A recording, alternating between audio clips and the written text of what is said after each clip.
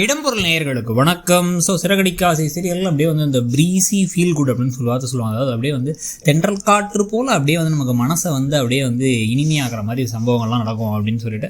So அந்த மாதிரி தான் வந்து இப்போ இந்த ஒரு சனிக்கிழமை எபிசோடு இருந்துச்சு. எல்லோரும் வந்து ஜாலியாக உட்காந்து குடும்பமாக உட்காந்து மீனாவுக்கு ஒரு பெரிய ஆர்டர் வந்திருக்கு அப்படிங்கிறதுல ஸ்ருதி நான் வேணா வந்து மாலை கட்டுமான்னு கேட்குறது என்ன, பார்வதியே மாலை கட்டுறது என்ன, ராத்திரி பகலாக விடிய எல்லோரும் மாலை கட்டுறது என்னன்னு எல்லா வேலையும் செஞ்சுட்டு இருக்காங்க. இதில் வந்து பார்த்திங்க அப்படின்னா வந்து மனோஜை வேலை வாங்குறாங்க, மனோஜை வெட்டி பையன் சொல்கிறாங்கன்னு சொல்லிட்டு ஒரு பக்கம் மனோஜுக்கு அப்படியே ஒரு மாதிரி ஆத்திரமாக இருக்குது, இன்னொரு பக்கம் ரோகிணிக்கும் கடுப்பாக இருக்குது.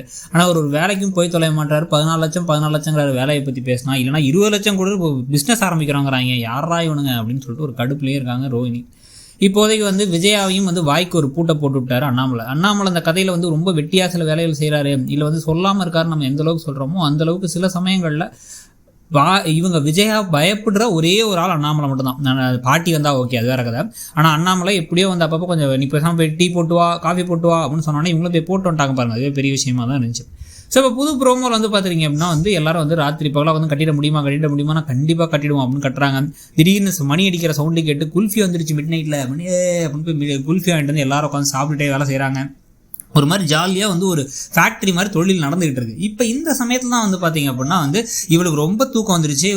வந்து ஒரு மாதிரி லைட்டாக வந்து மீனாவே கண்ணை சேர்ற மாதிரி ஆகிட்டாங்க. ஐயோ இன்னும் கொஞ்சம் மாலை கட்ட வேண்டியது இருக்குது அப்படின்ட்டு டக்குன்னு முத்து என்ன பண்ணுறாரு, அவரே டீ போட்டு வர்றாரு. டீ போட்டு வந்து கொடுத்த உடனே வந்து அவங்க ரொம்ப நல்லா இருக்குது அப்படின்னு குடிக்கிறாங்க. ஐயோ இப்போ ஞாபகம் வந்துச்சு, டீயில் சர்க்கரையே போடலையே அப்படின்னா, உங்கள் அக்கறை இருக்குல்ல அது போதும் அப்படிங்கிறாங்க. ஒரே அக்கறை இனிக்கிற அப்படின்னு சொல்லிட்டு ஒரே வந்து டைலாக்லாம் பேசி சந்தோஷமாக இருக்காங்க. ஸோ இவங்க சந்தோஷமாக இருக்கிறத பார்க்கும்போது நமக்கு எந்த அளவுக்கு சந்தோஷமா இருக்கோ அந்த அளவுக்கு அடுத்து என்ன நடக்க போகுது, இந்த மாலையை கொண்டு போய் கரெக்டாக சேர்த்துருவாங்கன்னா நமக்கே ஒரு பதபதைப்பு ஒரு பரபரப்பு இருக்குது. ஏன்னா வந்து கொண்டு போய் சேர்க்கறதுக்கு முன்னாடி பிரச்சனைகள், வீட்லேயே வந்து அந்த மாலையை முடிச்சதுக்கப்புறம் திடீர்னு விஜயாவோ ரோஹிணியோ வந்து இவங்க நல்லபடியாக அந்த பிஸ்னஸை பண்ணக்கூடாது ஏதாவது சதி திட்டம் பண்ணுறதுலேருந்து ஆரம்பிச்சு அங்கே போய் சேர்த்ததுக்கப்புறமா வந்து இதை கரெக்டான டைமுக்கு சேர்த்து பணத்தையும் வாங்கிடணும். ஏன்னா பணத்தை வாங்கினா இவங்க லாஸ் ஆகிடும். பூ வாங்கின காசே 10,000 லாஸ் ஆகி போயிடும், கடன் ஆகி போயிடும். இதுவே அதனால அதில் என்னென்ன கதைகள் வரப்போகுது அப்படிங்கிறதையும் பார்க்க ஆர்வமாக இருக்குது. ஸோ அடுத்த வாரத்தில் இதெல்லாம் ஒரு பக்கம் முக்கியமான விஷயம்னா, இன்னொரு பக்கம் ரோஹிணிக்கு கையில் இருந்த காசெல்லாம் வச்சு இந்த பார்க் ஃப்ரெண்ட் சந்தோஷுக்கு 20,000 காசை கொடுத்து அவங்க கதையை முடிச்சிட்டாங்க.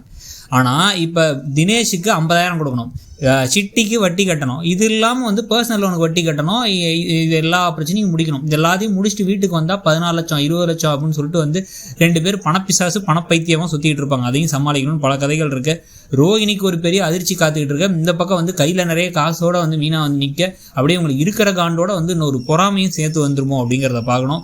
ஸோ மீனா கையில் காசு வந்ததுக்கப்புறம் என்ன செய்ய போகிறாங்க, அதை வந்து கார் வாங்கி தர போகிறாங்களா, ஆட்டோ வாங்கி தர போகிறாங்களா, இல்லை பிஸ்னஸ்லேயே முதலீடு செஞ்சு நம்ம 2 பேரும் சேர்ந்து பேசாமல் பூ கட்டுற பிஸ்னஸே பெருசாக செய்வோம் அப்படின்னு இறங்க போகிறாங்களாங்கிறத பார்ப்போம். உங்களுக்கு என்ன தோணுதுங்கிறத சொல்லுங்கள். தேங்க்ஸ். இடம்பொருள் நேயர்கள்.